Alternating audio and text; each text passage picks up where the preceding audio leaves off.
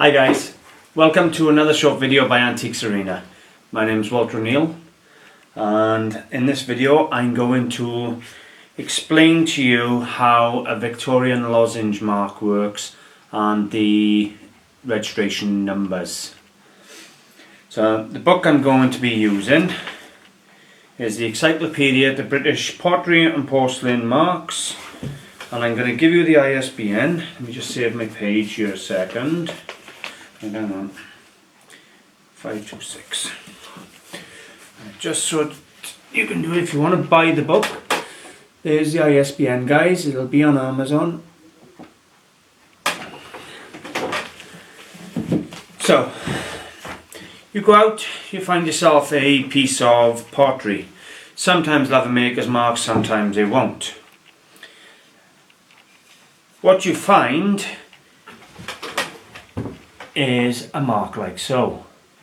Now if you look here, you'll see this diamond mark, and not many people know what it is. So what I'm going to do now is I'm going to break down how you use them diamond lozenge marks. Here we have a 19th century classical scene, really nice. A little bit of stain into the plate. Imperfections in the glaze on the back, but that was done in the manufacturer. It's a really nice plate. The drawing for this dinner service. Impressed marks of W.B. H.K. Brown. Oh, sorry. The drawings for this dinner service are by P. His or Fizz. Never heard of him. Anyway, I can look it up in the book. I've got books on all this transfer printed ware. But anyway, today's purpose is to show you the lozenge mark. So, that's exactly what I'm going to do, guys. I'm going to break it down today so that you understand quite clearly how to read these lozenge marks, and how when you get a string of numbers, RD numbers, you can date them on the pottery and that using this book. As I've said, the book's available on Amazon. I think I've done a book review on this book anyway. It's a very good book. Covers all your English or British porcelain and pottery. It's what I call my Bible. Really good book. Can't recommend it enough, guys. So I'm going to get to showing you the bits here now, and hopefully you'll find it helpful. Okay guys, so here we have the Victorian lozenge mark. Now if we look to this side here, we have a number, give me a second, 14. So we know that this was made on the 14th of the month. This little symbol here represents the day it was made. We go across to this side and we have a month. And the month W is March. So this was made on the 14th of March. Then we go to the top one here, underneath the top one, which is the year. We go to the year code, and we have 1862. So far we know this plate was made on the 14th of March 1862, and it is parcel number 10. This top digit here, the IV, is the class number, and this is class number 4. So we know this is class number 4, batch number 10, on the 14th of March 1862. And how do I get all that? Quite simple. Let me zoom out just a second, just a little bit. So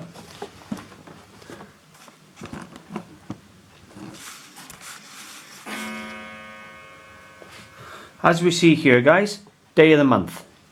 Nice and simple. Come across here, the month of the year. Come up here, you got the year. Then you got the class, then you got the parcel number. Now, what we had lower down were, as we saw, let me get the plate out. So, we had the 14th, which was this one here, which was the day, was the 14th. Then we had W for the month. So you come to months here, and you go all the way down to W, which is March. So we now know it's the 14th of March, and the year was O. So we go all the way through the alphabet to O, 1862. It is really that simple, guys. So let me come back to the triangle view. I want to get a snapshot of this. Right, so basically, remember this: day it was made, month it was made, year it was made. They're the three important ones. Now, it wouldn't hurt for you to get a printout of this page. Bear with me. If you're unsure, you could print this page off when you buy your book, and you could quite simply take it with you, and when you see pieces you can date them. But I can quite clearly tell you now that this started in 1845 was the first letter in the registration marks or lozenge marks. So anything with this lozenge triangle starts at 1845 and goes all the way up to 1883. So you have that 41-year period. Yep. Just double checking I'm right now, guys. Yes. So 1845 to 1883, you get this lozenge mark. Then we come into the registration numbers, guys. Registration number starts at number 1. It registered in 1884. So if it's got the lozenge triangle, you know it's before 1884. Providing it's real, guys, because there are fakes. What I recommend is, if you're buying something based on this lozenge mark, which people do like to collect the marks, make sure they're crisp, make sure they're clear, make sure the item is made correctly, looks right, has the correct way. So 1845, guys, to 1883. Then you come into registration numbers, okay? Registration number 1, 1884, all the way up. Registration 19754 then. So anything between number 1 and 19754 is 1884. Then you got 19754 to 40480 is 1885. Oh, and so forth. You get the point. All the way up, you got 645,020, 1887, and so forth. You can see all the numbers here now, how they work. Let me zoom in and feel on these numbers. So when you see the registration number on the item, a lot of what you'll see is the 750,000s, which is 1930s. So makes it easier for you to identify the Art Deco period items. If they look Art Deco and they have a registration number of 750,000-ish, or even 670,000 in 1920s, 1930s, so they're going to be not just Art Deco style, they're Art Deco period. Registration number stopped in 1990, according to this book, in the 2 millions. So the lower the number, the earlier it is, guys. Plain and simple. But to be honest with you, the important ones are, you know, anything sort of below 800,000, because then you know you got everything pre-1950. So as I've said, you got your date, month and year, all the way down 1845 to 1883. Then you come into your registration numbers, and this is all in your book. So when you buy your book, you know, you haven't got to know it, it's all there. You can come home and you can do your research. Plain and simple, guys. I'm going to give you another look at ISBN, make sure you've got it. Another look at the plate. I have bought and sold many an item, guys, just based on this registration mark, this Victorian Lozenge mark. People like to collect it. They like to know they've got a piece that was made on what day, what month, what year. They don't want estimates. That's why they collect these lozenge marks. They want to know the exact time, almost, that this piece was made. Now, it's a nice plate, as you can see. A bit dirty, I haven't cleaned it. It's only come in today. And it cost me £1, believe it or not. for a plate of this age.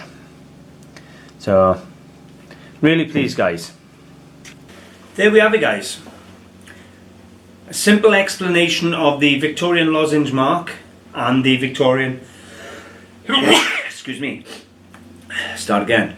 The Victorian Lozenge mark and the Victorian into the 20th century registration numbers.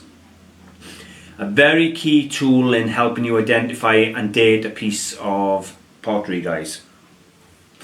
What can I say? It is very simple to, once you understand the basics of it. When I see a piece with a registration number in the 700,000s, I know you're looking at a piece from the 30s, from the 20s, and you know it's going to be collectible.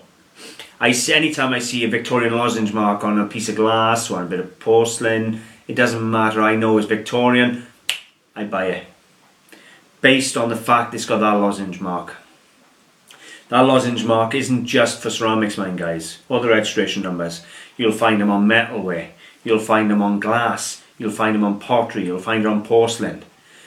Anybody who wants to date their piece will have the lozenge mark or have the registration number on there. Failing that, this book here is really good, guys. Give you all the variations of the marks. So let's say, for argument's sake, Royal Worcester. It'll give you the crescent moon in the 18th century, all the way up bar, flight and bar, all the way up now to the Royal Worcester porcelain. You'll have all the marks. It'll date the marks for you. It's all in the book. You need your books, guys. Have a look at the video I've done showing you the size of my library. You can never have enough books. I get a lot of my info now off the internet, but you can never have enough books. Sometimes it's so easy to just go, oh, I got a book in there on teddy bears. I've just bought a teddy bear now. I'll go pick my book up and just have a little scout. It's easier than trying to go through 100 million teddy bears on Google Images. So hopefully you have a little bit more understanding of Victorian registration numbers and Victorian lozenge marks. I really hope they've helped you guys. If you've liked, I would really appreciate a like and a share. If you're new to the channel, please subscribe, guys, and there's a little bell for notifications. You'll find me on Facebook. I have a page and a group, Antiques Arena. You'll find me on eBay. All you have to do is run a search for sellers on eBay, Antiques Arena clearance. And I have my own website, antiquesarena.co.uk and antiquesarena.com.